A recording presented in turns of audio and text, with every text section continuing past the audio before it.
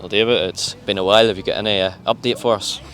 Um, I suppose, Alex, really the first thing I want to do is to thank those lads who have moved on, to thank them very much for their contribution to the club in the last period. Um, Obviously, Chrissy Rogers, at this moment in time, is taking a rain check, is reconsidering things and taking stock with changes at home and what have you. And we agreed, that Chris could be released from his contract, so he could just see what direction things were going to take. Couldn't thank Christopher Moore. What an absolute excellent young man. Applications first class, really good professional. And when he played for Ballymena, whether it was with the first team or the reserve, absolutely gave everything. Really dedicated young man, but understood totally where he's at. It's not that football isn't important; it's very important, but he's now got other competing commitments, so to speak. Lee Chapman, who was with ourselves. Lee, again, someone who was a consummate professional, very dedicated, worked hard, and again, someone who, whether it was with the first team or the reserves, always sought to give of his best. He felt at his age, that he wanted to be, playing first team football more regularly, and again, then we agreed that, to release him from his contract. And both boys, as I said, go with our thanks and appreciation. John T. Smith and young Daniel Bramall, that was something that we tried as a club. We were looking round for to strengthen particular positions. We thought, right, we'll go outside of our comfort zone, do something we haven't done before.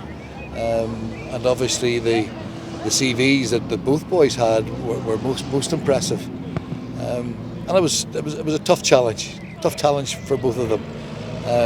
Two great young fellas, who, as people, were genuine and very sincere. Sometimes, as I say, we asked them to come and have a go at this, this project, this experiment.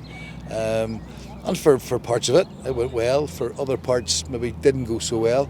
And so both boys, obviously, they've moved on. But we would like to thank both of them for their contribution in the last year. And then, David, the three players that came in to us on loan, Mal Smith, Brendan Barr and Sean O'Neill, great service. Well, we were most pleased with the work that was done in the window. Young Malachi came in, young Mal Smith did very well and showed what a good footballer that he is. We probably would have loved him for the whole of the season, but we were very pleased with what we got from Mal during his period with us. He has returned to his parent club, Glentoran. Brendan Barr, who we had from the beginning of the season. I think over the piece, Brendan got stronger and got better and certainly improved as a player, and his time with us was certainly good for him and good for us. He also has gone back to his parent club and Derry City. Sean O'Neill came in, and Sean was everything that I knew of Sean previously and even more. He came in, gelled fantastically well, was such an encourager, had some excellent performances, was really served the club particularly well. Obviously he's under contract for another year at Crusaders, but we're hopeful of maybe looking at that situation and seeing where it takes us. And then our two young players, David, returning from loan, Craig Farquhar and Spencer Beattie. Can we expect to see them as part of your plans for the new season? We were delighted that both of them had the opportunity to go to Dundela, Alex. Both boys are in that situation where they're almost maybe too good for the reserve side, just aren't ready maybe or able to get opportunity in the first team, and so very valuable experience in the championship with Dundela. What we have said now is that we'll be bringing them back pre-season. Let's see how further they are down the line. and we're hoping that experience that they've had with Dundela will serve them in good stead. And can we expect, David, to see many more comings or goings during the window? We have been working tirelessly, Alex, from directly after the Irish Cup final, and hopefully in the next coming weeks we will be able to make announcements. Things are at a delicate stage in a number of situations, and really I don't want to speculate because that would be incorrect, but certainly we would be most hopeful that it'll not be too long before we can announce, as I say, players joining the club. And just on the Irish Cup final, have you had time to reflect since then? Oh my goodness gracious me, Alex. It still is raw, and there's no point saying otherwise. When I think of how tremendously well we played in the cup final, a comfort is that we couldn't have done any better, we couldn't have given any more, we couldn't have prepared any more thoroughly. That was our very, very, very best effort. And being so close, certainly tough to take.